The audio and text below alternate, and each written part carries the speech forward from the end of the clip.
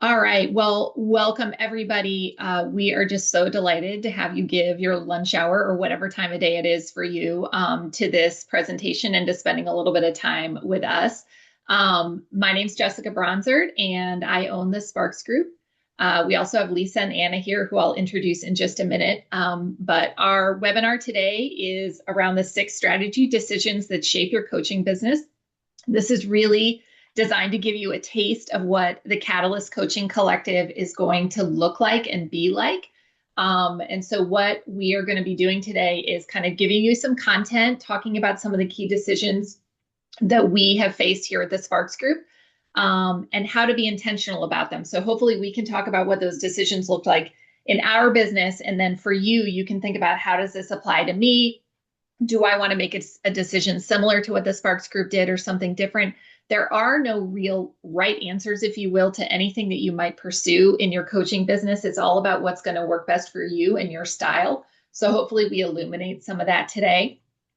Then we are going to talk about the Catalyst Coaching Collective. So this is our offering to take our 11 years of business experience, building the Sparks Group into a really healthy, vibrant practice, and try and translate all of that learning to you so that you can do your version of it. I teach in the program at Georgetown, and one of the major comments, complaints about the wonderful training at Georgetown is that it doesn't talk about the business development side as much. It really is just focused on coaching. And that is kind of the deal, no matter where you got your coach training, for the most part, is that you might be a really good coach, you might really love the work, but you have not as much support or not as much knowledge about what to do if you want to go out on your own as a coach. The Catalyst Coaching Collective is designed to fill that gap, meet that need, provide you community and support as you make that journey. So we're going to talk about what that offering looks like today, and you can decide if it's something you might be interested in. And then as a bonus, we do have a discount code. We are talking about the low bono offer here. So if you are a coach of limited means for any reason, we're going to invite you to consider whether or not you would be a candidate for a low bono spot in the program. But we also have a discount code if you are an early sign up person, and we'll talk about that as well. So with that, I want to introduce all 3 of us. So you've got the 3 people who run the Sparks Group on a day-to-day basis here with you, but we also have a bench of about 40 or so coaches and consultants that we partner with now to meet the needs of our clients. So we love the whole Sparks Group family, but the 3 of us are kind of in it on a day-to-day basis. So my name's Jessica Bronzer. I founded the company. One of the really wonderfully confusing things is that Anna's last name is Sparks and the business is Sparks, but it's my business. Anna is our very valued Chief Operating Officer, who just happens to have the same last name, if you can believe it. Sparks is a family name for me, so we suspect we might be related, but we've never found time to go do our ancestry stuff and find out if we're related. So that's still a TBD after about 4 years. I'm a master certified coach. I was trained at Georgetown, Go Cohort 40. I'm now pleased to also teach in the program. I just picked up helping teach module 3 around vertical development, which I'm super excited about, and have been, I guess, the key person here kind of building the business over the 11 years that we've been in business. Anna is our Chief Operating Officer. She's the yin to my yang, the jelly to my peanut butter, whatever you want to call it. She's a great compliment to me and kind of takes all my crazy ideas and puts them into reality or discards the ones that aren't going to work. But she is an important part of the team and is going to be talking to you as well today. And so is Lisa, who is also yin to my yang. That takes two people to kind of keep me contained. Lisa's our operations specialist, has been with us just over a year. Happy anniversary, Lisa. And she runs all of our assessments, does all of our invoicing. She really is the grease on the wheels in the background to keep the business going. So feel free to put questions in the chat. Anna and Lisa are monitoring that. They're also going to be part of the presentation here. So with that, we're going to get started on our 6 decisions that are critical to your business. I'm going to do the first couple here, and then Anna is going to weigh in. So the first decision or choice point that coaches often face is whether or not to build a brand. And the provocative sort of thing that we want to offer you here on this one is that you do not have to have a brand or a big brand in order to be successful as a coach.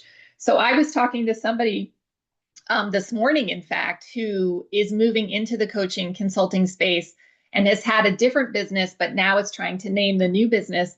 And this person is feeling super stuck on what the business name should be, whether or not it should speak to the work that she's doing, whether or not it should be her name, whether or not this, whether or not that.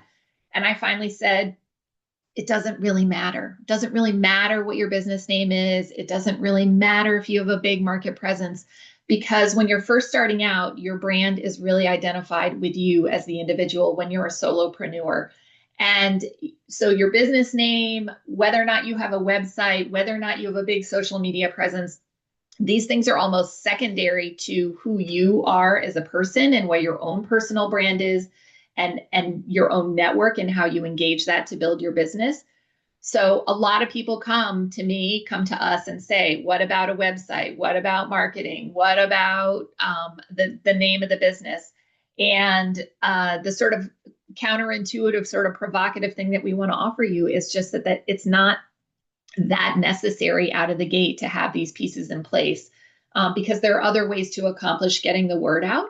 And that really in the beginning, the quality of your work and the willingness of people to share your name and come back to you when they have another need is really what's going to carry you more in the beginning and maybe for a long, long time. So if you are really struggling with how much effort and energy you need to put into having a brand around your business, I would release some of that. Now, if you really enjoy marketing and you enjoy branding, which some people do, and you want to, you for sure can put time and energy here. Our point is just that it is not fundamentally incredibly necessary to do that in order to be successful. So let me pause there. Anna, any comments or questions in the chat so far that merit?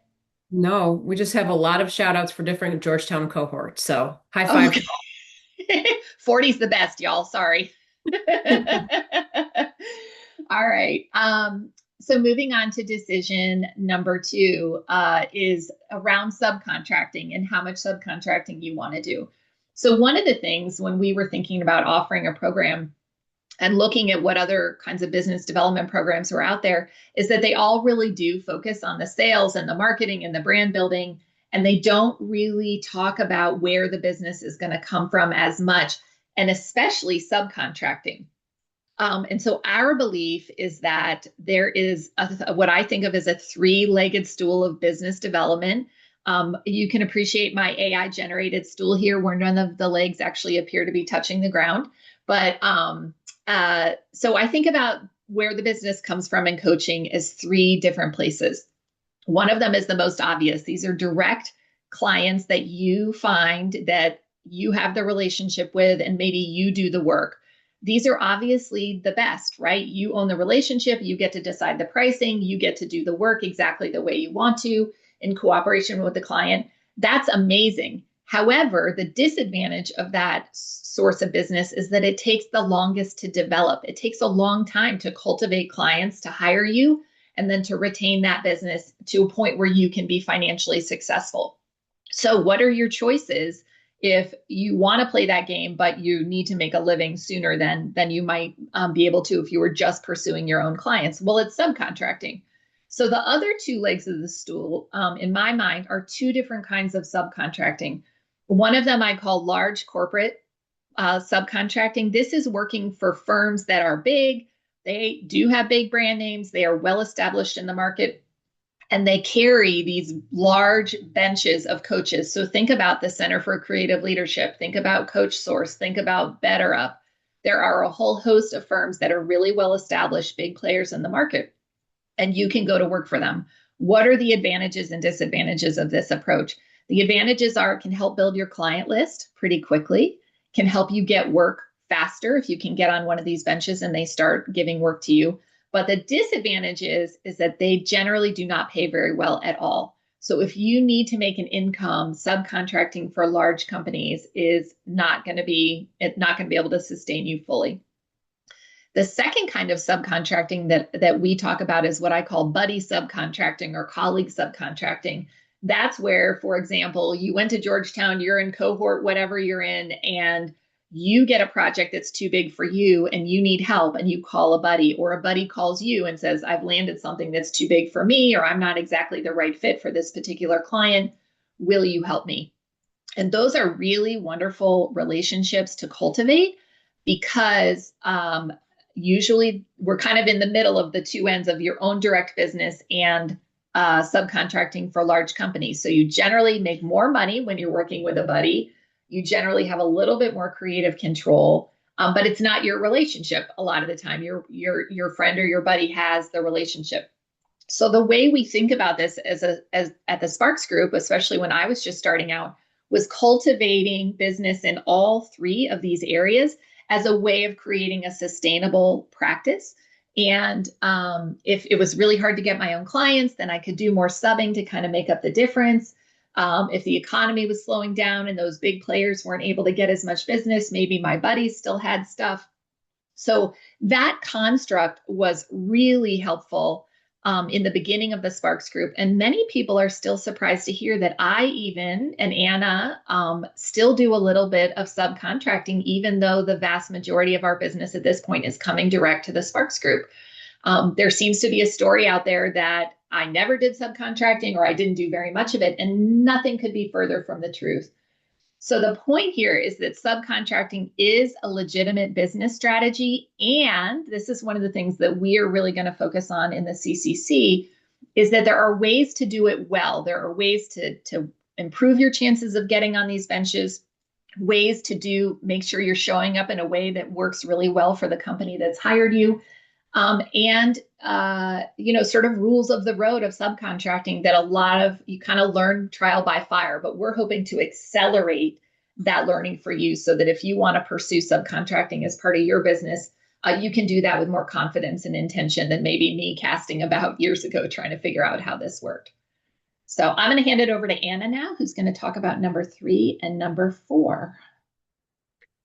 All right. So strategy decision 3 is to figure out when to get help. As solopreneurs, we often think that we have to do everything on our own: marketing, finance, sales, anything you can think of, graphic design. But that can really lead to a lot of frustration, burnout, mistakes, and honestly, it can lead to resenting your business because it's taking so much from you and you're not doing it that well because who among us is a salesperson, a graphic designer, a marketer, and a financial professional in addition to being a coach? So what we're saying here with this decision is consider outsourcing the parts of the business that you're not very comfortable with, that you don't think you're that good at, or the things that you really don't like doing. So being a solopreneur does not mean that you have to do everything on your own. However, there is some strategy to determining when to get help and when to figure out how to do that uncomfortable or difficult thing on your own. So I want to provide a couple of examples here. First example is actually one that Jessica shares often, which I think is a great one. And that is at the beginning of the Sparks Group, she describes a dining room table that is covered with many, many paper receipts from all over the place that she is trying to put in order in some way to be able to do her finances. This seems like a good time to consider getting help if you have a big pile of receipts or you have a big pile of finances and you're not so sure what to do with them. You have an MBA and you still don't like doing the numbers. So eventually Jessica gave in to this idea of maybe I should pay for QuickBooks. I'm resisting. So the way that she got help was to find a tool and pay for that tool that would make all of this easier for her, take less time on the finances. So maybe she could spend more time with clients, spend more time on sales, and not resent this piece of her business that she really was not enjoying doing. It wasn't so efficient. So that's a nice example of when you might say, yes, let me ask for help. But at the Sparks Group in the recent past, we actually have an example of when we tried to outsource something that was not the right thing to outsource. So for us, we struggled with, and I imagine a lot of you are in this place too, unless you're really great writers and very, very creative, with generating social media content. So we're mostly on LinkedIn, and it is a struggle to generate the amount of content and the interesting content that really makes you feel like you're offering something on LinkedIn. And so we shopped around for a little while. There's a whole bunch of companies that will do your social media for you. There's now AI that will write your social media for you, all kinds of things. And what we found was that when we outsourced that did not do the trick. And the reason it didn't do the trick is because it wasn't from us. So the Sparks Group really has built a brand of authenticity, of educating others, of really putting helpful things out into the world. And the folks that we hired to do our social media kind of could never get that voice, that unique, authentic voice of the Sparks Group. And so we paid for that for a while and we did not have good results. In fact, even a couple times people said, "What's going on with your social media? It's kind of terrible." So that was a little embarrassing for us. And we thought, this is not the right thing to outsource. And we did have to take a step back and say, okay, this is really hard to do. It takes a lot of time to generate. How are we going to figure out how to do this ourselves in a way that works for us, in a way that we like?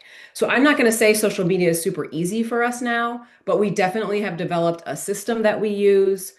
We have hired a graphic designer who's a little bit of that outsourcing support and makes it a little bit easier.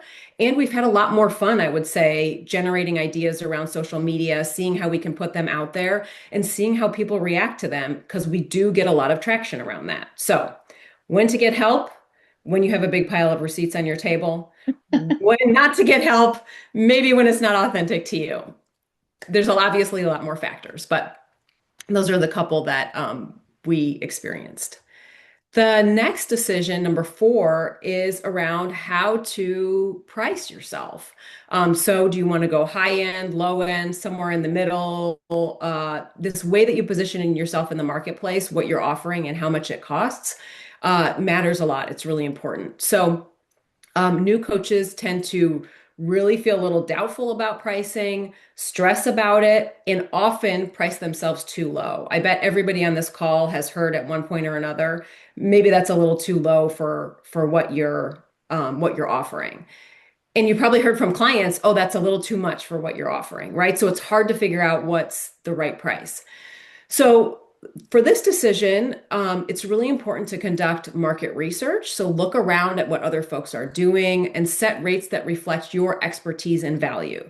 So don't set rates that reflect what your hour is worth, but set rates that reflect your expertise, your value, your learning, your experience within certain industries. That is where you want to think about your pricing.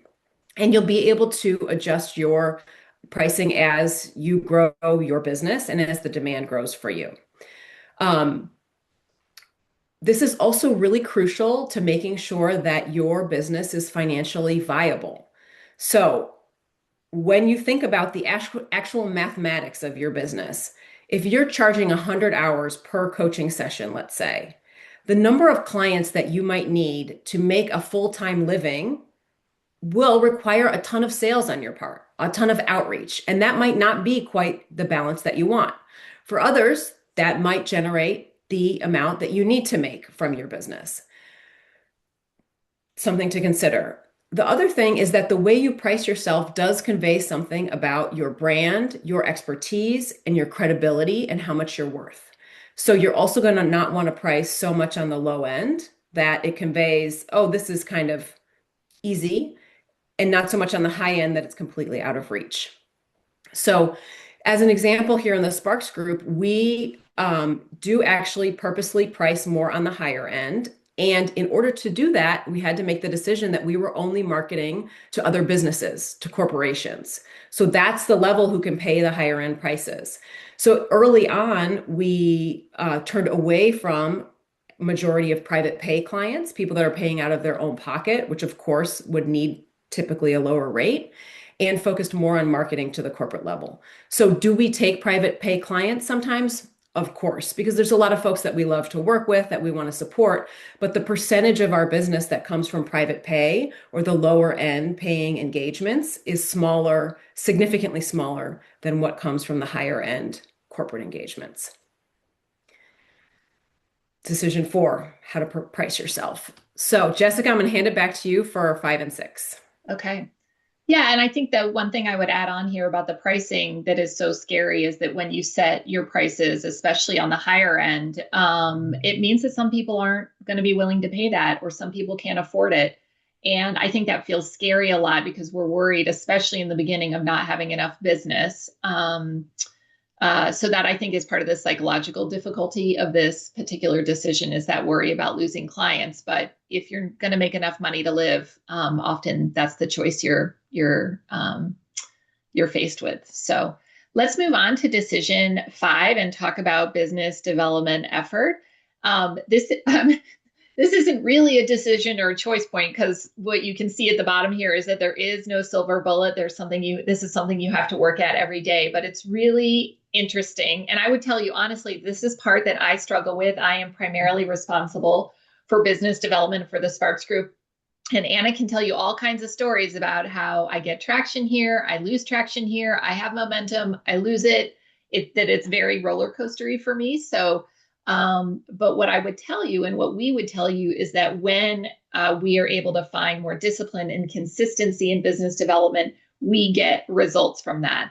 And so that's really the big learning or big insight here is that business development is not something that ever stops or goes away, unfortunately.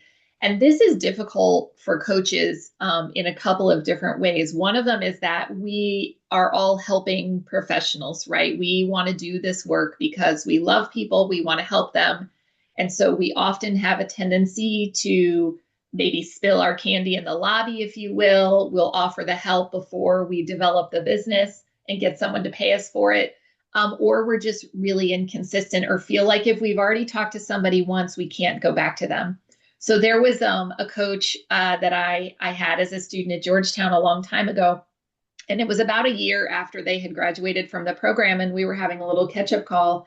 And they were saying like how hard it had been to get traction in their own practice. And I said, well, tell me what you're doing to talk to people or develop business or market yourself. And they said, well, I told everybody when I started a year ago what I was doing. And I said, well, have you talked to them since then? No, not really. I said, okay, well, there's the opportunity. There's the challenge is that you have to continue to remind people that you are there and you have to continue to tell people what it is that you do so that they know to hire you. And that sounds so simple and so basic, but the discipline, as I've already told you, is my own struggle. The discipline of staying in that mindset that I'm constantly looking for opportunity and I'm constantly kind of making people aware of what I or we can do for them is something that requires a lot of attention and a lot of energy. So immediately kind of said to this person, like, you need to go back and talk to them again. You need to keep reminding people. So I often think about business development and marketing as us reminding people that we exist close enough to the moment that they realize they have a need that they are going to think of us, that they are going to think of us. So maybe you've needed a plumber, maybe you've needed a roofer, maybe you've needed some kind of service for yourself or your house or whatever it might be. And you're like, I know I've heard of a provider that can do that thing. I know that I know somebody, but you can't call them to mind at the moment you need them. The companies or people that are doing good business development are on your radar often enough that you can be like, oh yeah, I know who the really big whoever is that's marketing on TV all the time, or I just had a conversation with so-and-so because they reached out and reminded me or touched base. So the decision here, so I think biz dev is kind of non-negotiable. Like you have got, if you're going to make a living as a coach, you have got to do better than me of putting in some consistent effort around this or having a mindset that this is always something you're going to be responsible for. The choice point, I would argue, is more around what that looks like for you and what works for you and what is comfortable for you. Does that mean you need to be going to a million networking meetings and shaking hands and kissing babies every week? Not necessarily. Not necessarily. Does it mean that if you are sitting next to somebody at a baseball game and you hear them talking about something related to coaching that you don't lean over and introduce yourself and say, hey, I'm a coach. Tell me more about that. So it can take a lot of different shapes and forms, but the point here is that you need to be doing this if you're going to be successful. And that's a really hard mindset shift, and it's a really hard thing to stick with. I'm still working on this one for sure, for sure. Anna, anything you would add to that one? You've watched me. Both of you have watched me do this for a long time. Probably just that it also evolves over time.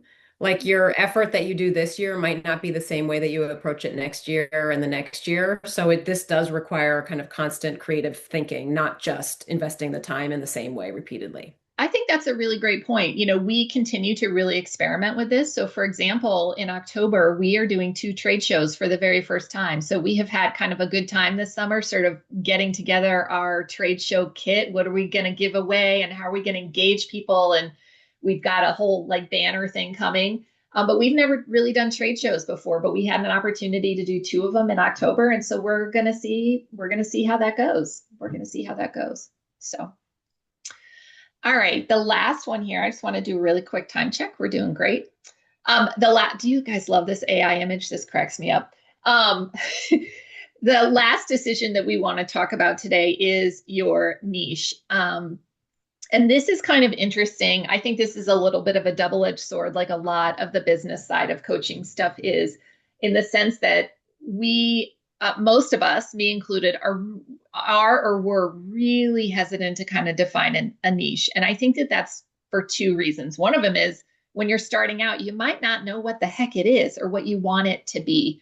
So I think there is this. I was talking to an old friend of mine who is going out on her own in a completely different industry than what we work in. And when she came to me and said, I really need help with my niche. And I said, why? And she said, I need one. And I said, well, do you know what you want it to be? And she's like, no, I'm interested in this and this and this and this. And I said, well, you're just getting started. You need to go do this, this, this, and this so that you can figure out what you want your niche to be. That said, we're also, even if we have an idea of what we think we might want it to be, there can be another mindset challenge right behind it, which is if I say that I stand for this or I serve this audience, then do all of these other opportunities in these other areas or with these other stakeholder groups, do they go away? Do they stop coming? And will I be okay if I'm only getting business from this niche that I say that I serve? And our experience at the Sparks Group has been super interesting. So I started the business really with a focus on change management and leadership development, and wasn't so hot on the vertical piece right out of the gate, which is now really, really the primary focus of how we go to market. And what I learned is that even though I have a deep passion for change management, it was really hard to sell and it wasn't going to work. And so I actually backed away from change. We will still do change management work for clients if they ask for it, but we don't push it very hard in how we message to the marketplace. And that took some time to figure out that we really weren't the right firm. We weren't set up the right way, that wasn't going to work very well for us. I will say, though, that once we landed on vertical development and started to deepen in that space, what has happened is sort of the headline here at the bottom is that the more focused we have gotten and the more confident we have gotten about what we are good at, we're getting more opportunities, not just in the vertical development space, but outside of it. Because when you're good at what you do and you're confident about it, clients will start to ask you if you can also do this thing or if you can also do that thing. So as a couple of examples, we recently did a diagnostic sort of evaluation recommendation exercise for an HR organization in a company that was struggling. They had recently exited their head of HR. They were going to reorg. They wanted some experts from the outside to come in and help them with that. So we did. We have also done some communications work. We have done strategic planning. We have done a lot of things that were not strictly in the vertical development space. And I think those opportunities are coming to us because we present as credible and confident in the spaces that we do talk about. So it's a little bit of counterintuitive advice here, that we really believe that the more focused you get as you are able to figure that out and do it, you actually will get more opportunities across the board if that's what you want. If that's what you want. So I hope that makes sense to everybody. Thanks for being here, Alan. I know you have to leave. Have a great rest of the day. Jessica, So you we're said going to, question in the chat from Chris. oh, let's see. What are some of the dimensions vectors of niche? Same industry. Yes, great question, Chris. So I think you can, this comes to fruition in a lot of different ways. So we have pursued content. Vertical development is sort of our differentiator, our niche. So a content, being industry agnostic, but a lot of people will say, I'm coming out of Big Five accounting or Big Four accounting, and I really want to work with accountants or finance professionals. I've seen people focusing in healthcare because they were a physician. Some people really like to coach women or like to coach men or like to coach in the LGBTQ plus space. So there are a lot of different ways that can manifest itself. And I think all of those choices are great choices, right? So it really depends on what's of interest to you and where you really want to play, as to how you might define niche. So I hope that helps answer that question, Chris. Yeah, great. So I hope this is just a little bit of content today. We are absolutely skating across the top of what we could be talking about. I want to pivot now to talking. Well, I actually want to ask, we're going to do a poll question is what we're going to do to kind of get you engaged here and get a little bit of feedback on which of these decisions maybe are most important and which are uncomfortable and difficult for you. So Lisa, could you launch the poll, please? Great. So there's 2 questions there. Make sure you scroll down and answer the second one too. We'll leave this open for a couple of minutes here, so let you get in.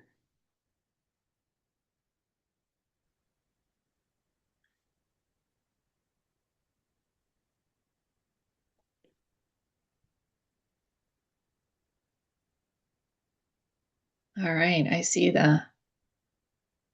give you maybe another 15 seconds here and then we'll call it. Oh, this is super interesting what we're seeing so far. I'm looking forward to putting this up.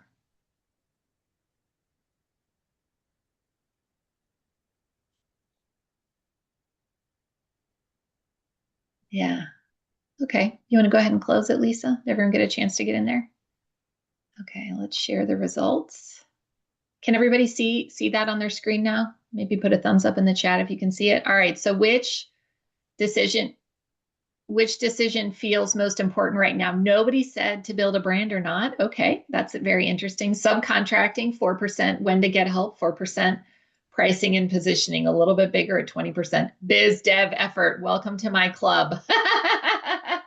60% of you are saying that biz dev effort feels like the most important decision right now. Yes, I don't think that one ever goes away. And then your niche, 12% of you are saying your niche is a most important decision right now. And then which one feels most uncomfortable or difficult?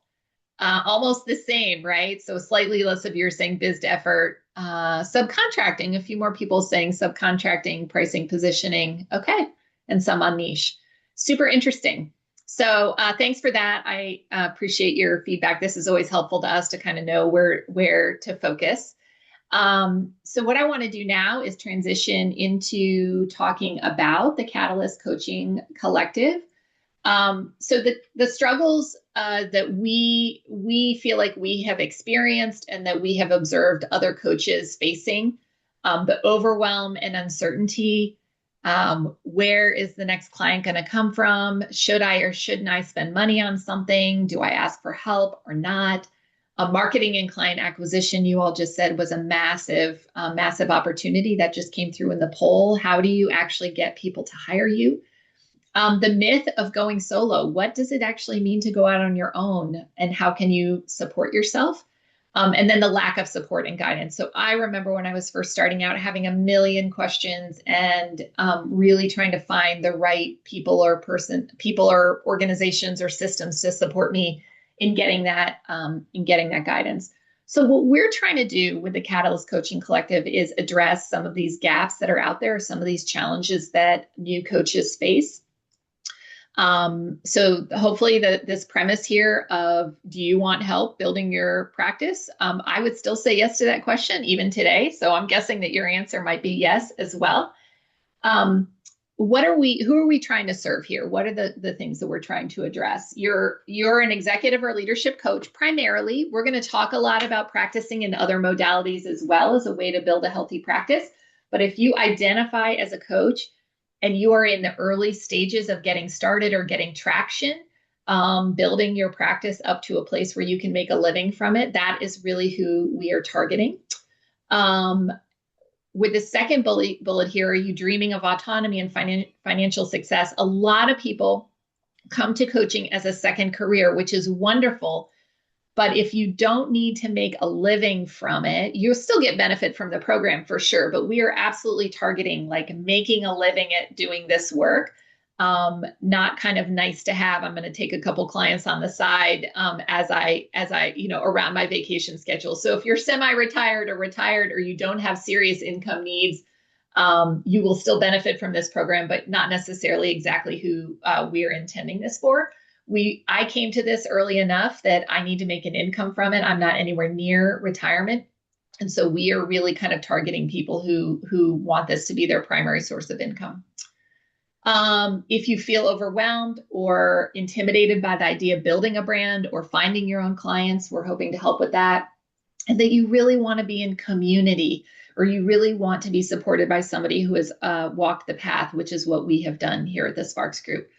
That's really who the Catalyst Coaching Collective is for. So I think I'm handing it over to, I do this slide and then I give it to you, right, Anna? I do. So here's how we're targeting the CCC. It is for leadership coaches who are building or growing practices and want to work primarily with organizational clients. Okay, so we're also focused a little bit on the B2B side of things in our program. We are aiming to provide support, resources, and community to turn your coaching into a sustainable full-time income. Where does the name come from? Catalyst, you want to make a change in how you make a difference in the world. You want to start to coach or continue coaching in a more meaningful way because you want your work to be coaching. And collective, the idea that this is going to be a place of community. You might be independent, but you don't need to be alone. I love that little catchphrase there. So that's where we came up with the name Catalyst Coaching Collective. And now Anna is going to talk a little bit about the details of what's included. Jessica, there's a question in the chat from Suzanne. Oh, okay. Let me go open the chat. Suzanne, can you speak a bit more about someone who may not need this to be primary now, but down the road, how is the program different then? So Suzanne, if you are thinking that eventually you might need it to be primary, then I still think it would be a good fit. I think it's a good fit even if you don't need it to be primary, but we are, the idea that this is not just a hobby or a nice to have, but that it is your primary source of income is kind of our sort of premise here. So I'm happy to talk to you offline about that, but I think it would still be a fit if that's like a longer term goal for sure, and you're laying the foundation. Good. Anna, is this your slide or my slide? Yeah, this is mine. Okay, off to you. So just a few ways that we think that the Catalyst Coaching Collective can help you as a coach and the way we've seen it help previous participants in the program. The first is around the ability to design your own practice. So Jessica and I have been sharing stories about how things work at the Sparks Group and what decisions we've made. But in the Catalyst Coaching Collective, you really get the opportunity to decide for yourself what direction you want to go. This is not a prescribed, you have to do A, B, and C to be successful, but it really does require you to do some thinking and deep work around how you want your practice to look and help figuring out how to get there and support figuring out how to get there. The second thing is what Jessica talked about in terms of subcontracting as a strategy. So we do see this as a key strategy for being independent as a coach. And we find this is a thing that's not talked about basically anywhere. So again, what are the key decisions you might need to make in order to have subcontracting work for you as a strategy, and where does it fit into your practice? Third one is the application to your own business. So this is actually something that we've really workshopped a bit since the first time that we delivered a Catalyst Coaching Collective. And this is making sure that during your time in the Catalyst Coaching Collective, that you have time to put substantial work into your business. So it's one thing to join a module, every couple of weeks or once a month, and then to join again. But what we've incorporated this time around is working time together, where you're in community, working with other participants, working with us to figure out some of these challenges. So really making sure that dedicated time is incorporated into the program for you. And then lastly is that community and expert guidance. So what we found is that it's very helpful for us to share the guidance that we've gained over our time in developing the Sparks group, but it's also really helpful to hear from our other participants in the program, to share common struggles, to hear different ideas, to be creative together. So those are a couple of things that we really think stand out about the program. And I think it's clear now, but just so that everybody hears this out loud, we ran a pilot of the CCC earlier this year and we learned a lot. And the design that you see now is a direct result of what we learned from the pilot earlier this year. So that application time that Anna's been hitting on is a big part of that. We heard, this is all great, and I don't have time or space, and I need more help to make this come to life in my business. So that's what we're working on building in this time. Yeah, so what can you expect from the Catalyst Coaching Collective offering? Well, we are running the program from September to April, so about 7 months. It looks like a half-hour one-on-one call with either Jessica or I at the beginning to share your needs, where you are in your practice, et cetera, so we can make sure to support you throughout the whole 7-month program. There's 90-minute bi-monthly community calls. So we are focusing one on content, so kind of a module that we're learning about. And then the other session is focused on application. So quick example, maybe there's a module on how to construct proposals, and we talk all about the different pieces of proposals. And then the other focused on application would be like a working session where you bring a proposal template or current language that you're using in a proposal, and you work through it and ask for help from us and others in the program to get that right. So you're actually walking away with, okay, now I have my proposal template and it's ready to go, as an example. We also are offering monthly office hours. So these are 1 hour every month where you can just bring any questions, challenges, whatever you have. It's just like office hours when you were back in college at some point, where you show up and you can ask us whatever you want, and we can share as much as we can to help you with those specific questions. One of the things that we've added after the pilot, which I'm really excited about, is a vertical development assessment. So like Jessica mentioned, this is kind of something that differentiates us in the market. And we see how our own stages of vertical development impact our business and the decisions that we make about the business and the way that we think about our practice and the way that we think about our clients. So we see that as actually a very interesting element to be able to add for you all, is your own assessment about where you are in your stage of adult development and what that might mean for your practice and some of the decisions that you're making. We also give a lot of tools and content. Actually, I'm surprised sometimes about how much that we give, but we give a whole bunch of stuff. We give lists of where to subcontract. We give examples of our proposals. We give lists of our pricing. We do all kinds of things to kind of bring you in very transparently to how we've made decisions about our business so that you can use those as inputs on how you might make decisions for your own business. We do run all this through a platform called Easy Course. So you get all your recordings, materials, extra bonus resources, all of that over there. And then for people who are going to be able to join in the early bird phase, you will get a 10% discount. So that's what we're offering to all of you today. I'm going to hand it over to Lisa, who can share a little bit more about logistics, the dates, the cost, how you can sign up. Hi, everyone. So we did want to make sure that we presented the dates to you today so you have a sense of what the program is going to look like. And so, as Anna said, we will have modules every week starting September 22nd. And then what will complement those modules will be a working session with the exception of the first one. So you'll see on September 22nd, we'll kick off. And then every week from then, pretty much there'll be a session and then a working session afterwards. Jessica, if you could go to the next slide.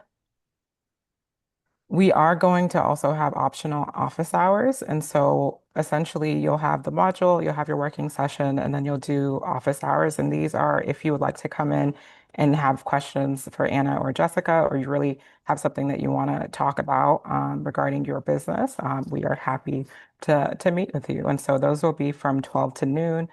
Sorry, 12 to 1. And I meant to say previously that our sessions will be from 12 to 1:30 Eastern Standard Time. So we are currently offering the Catalyst Coaching Collective for 3,200. We do have an early bird discount of 10%, which equals out to about $320 if you sign up by September 15th. All you have to do is at checkout, you're going to want to use the code early10. It does not have to be capitalized, but I did capitalize it here. And then after that closes, registration will remain open until September 18th. And so if you have questions as you're thinking about whether or not you want to join, or if you're having trouble signing up, please do reach out to us at info@sparksgroup.com. And then, as Jessica mentioned at the beginning, there is a low bono offer. We are offering 2 low bono spots for 2,700, which is about a $500 discount. So what we would like for you to do is to read the questions on the right-hand side. And if you answer no to most of these questions on the right, please feel free to send us an email letting us know. You are welcome to provide context or not, but that's just to give us a sense of your interest. And then the way that that would work is we've got a separate code for the low bono discount that if we, have a little bit of dialogue with you about your interest in this and we decide it's a good fit, we'll give you the code to sign up with a discount on the website. Exactly. And I also did notice that there were a couple of returners from our pilot. It's great to see you. We also do have a discount code for our returners. So if you said you loved it the first time, you want to come back the second time, please feel free to let us know and we will provide you with that returner code. Yeah, you should have it in email already. If you're a returner, I sent it out. But if you missed that or you need it again, just let us know. We'd love to have you back. Great. So we'll hand it right back to Jessica for questions. Yeah, so we've got a couple of testimonials up here from people who participated in the pilot for you to take a look at, and we can open it up for questions. So we can actually, I'm going to open up the chat again. You're welcome to put questions in the chat and or raise your hand, and I think I can unmute you so you can talk. So what questions can we answer about the program for you?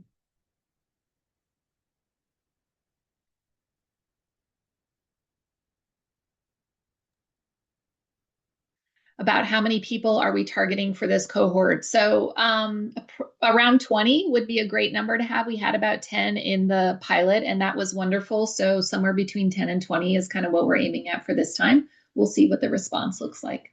Yeah. Good question, Nadine. Thanks.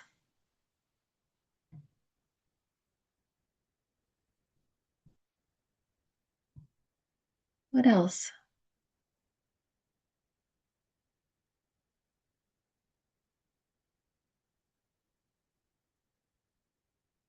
You guys are quiet today.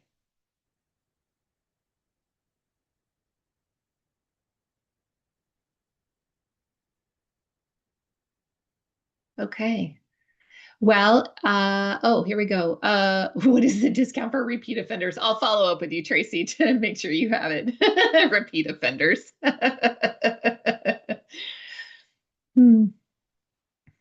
I'll send it to you. Yeah. Yeah, this is, I think, a really wonderful opportunity to kind of come behind the curtain of how we do things at the Sparks Group and see what may be helpful for you. Yeah, thanks for the comment, Chris. That's the sign of a well-crafted presentation. I am complete. For people where timing isn't ideal this time around, do you anticipate? Yeah, so assuming, we're still very much in experimental mode with this offering, we have revised it pretty substantially from what the pilot looked like based on the feedback that we got. So assuming that this model works and assuming this is successful, we are anticipating that this might be an annual offering. We are wondering about sort of the overall length of the program. So it's possible we might begin to offer it twice a year, but that decision is off in the future somewhere. So I would like to encourage others to consider, would people not here Yes, anyone who's not here, so that's a great nudge, DK. Thank you for raising it. This is a new offering for us. It's our second time around, but we are absolutely still getting traction and figuring out the best way to do this. So please, please, please, if you know of anybody who might be interested, if you have other cohort members from your time in Georgetown, other coaches, we would be delighted for you to pass this on to them. And the early 10 discount absolutely applies to anybody who signs up by the 15th. Yeah. Thank you, Lindsay. Nice feedback. All right, so you are welcome to reach out to any of us. You can either email us directly or you can email info@sparksgrp with any of your questions. We are going to clean up the recording and send that out to you tomorrow or even later today so that you can watch this recording again if you need to or want to.